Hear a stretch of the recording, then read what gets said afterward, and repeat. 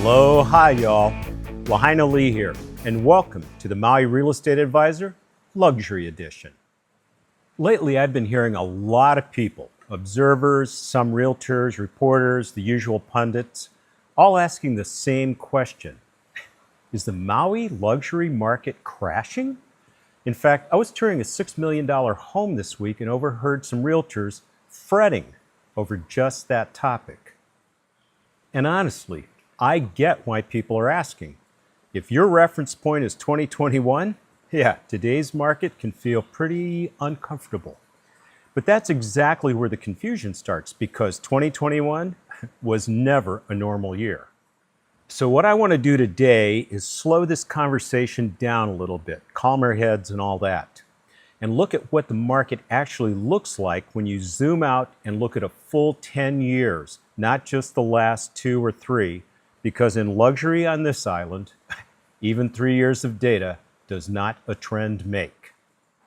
So, what does a real crash look like? If this were a real luxury crash, there are a few things we'd almost certainly be seeing by now. We'd be seeing deep, consistent price declines, not just a little softening or sideways movement. We'd be seeing bigger discounts off of asking prices. That's what happens when sellers are clearly chasing the market just to get out. And we'd likely be seeing fewer cash buyers, because true distress usually shows buyers hanging on to cash and leaning into leverage. That's what an actual crash looks like, and that's just not what's happening on Maui. What is happening is that today's market looks very different than one specific year, 2021. And that year was such an outlier that everything since then just feels bad by comparison. In 2021, luxury sales more than doubled what we'd normally expect to see. Days on market collapsed. Discounting almost disappeared. Buyers moved fast and often without much hesitation or negotiation at all.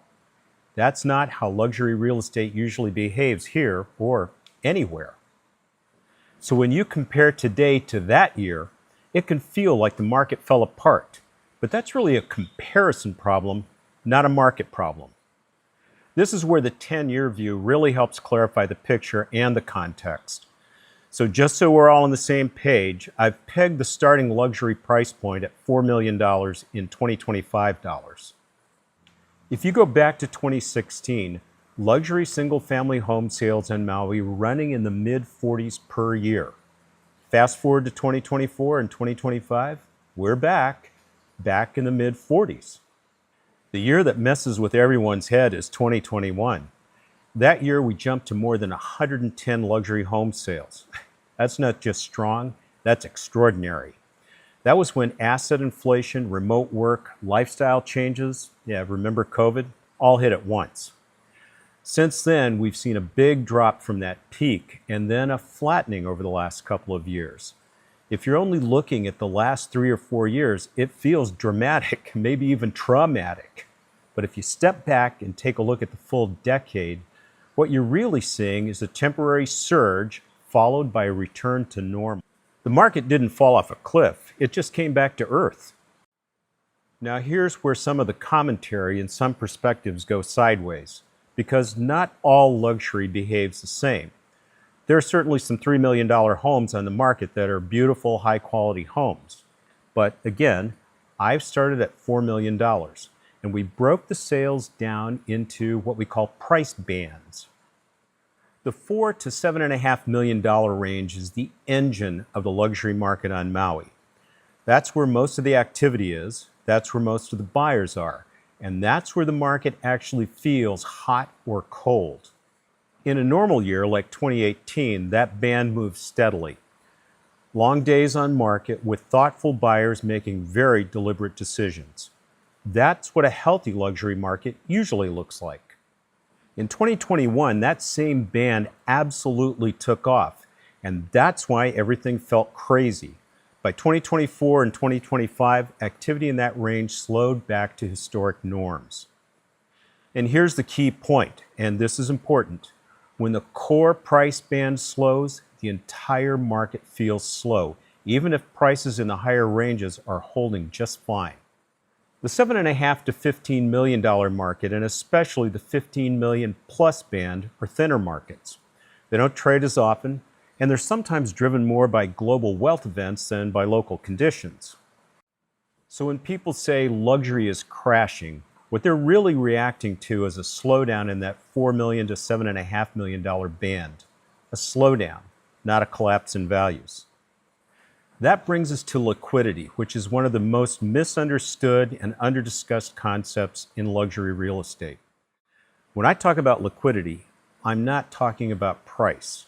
I'm talking about how easy it is to turn a home into a sale without a seller having to give up too much. Luxury markets almost never adjust through price first. They adjust through longer days on market, fewer transactions, and more negotiation. That's exactly what we're seeing now. Liquidity is definitely lower than it was in 2021, but when you look at it across 10 years, it's actually much closer to normal than distressed. So what does this mean to you? If you're a seller, here's a straight takeaway. You're not in a collapsing market, but you are in a selective one. Buyers are taking their time. They're informed, they're comparing options, and there's a lot to choose from. We entered February with more than 100 $4 million plus homes on the market here on Maui. Homes that are priced right and well prepared are clearly better positioned and are still selling, but at a normal rate, not at the heady post-COVID pace. Here's what's getting punished right now. It's our patience and optimism. It's good to have a plan. If you're a buyer, this market probably feels very different than it did a few years ago. There's more selection, less pressure. Negotiation is back. That doesn't mean that everything is on sale, but it does mean that patience is valuable again. So no, in my view, the Maui luxury market isn't crashing. It's recalibrating after an extraordinary outlier year. And historically, those recalibration periods, not the frenzies, are where the best long-term decisions tend to get made. If you want to talk through what this means for you, buying, selling, or just trying to tune out the noise, I'm always happy to talk story. Thanks for tuning in.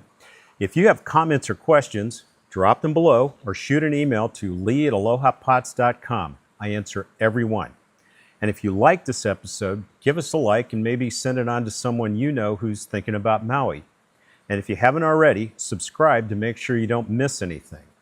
Oh, and if you or someone you know is thinking about buying, selling, or just keeping track of Maui's real estate market, we've got a fabulous team of seasoned, well-trained agents standing by to help you out. That's all for now. So, from the greatest island on earth, this is Lahaina Lee saying, aloha. Tony Brown produced this podcast. The information provided in this podcast is for educational and informational purposes only. It's not intended as a recommendation to invest in real estate or any other financial asset.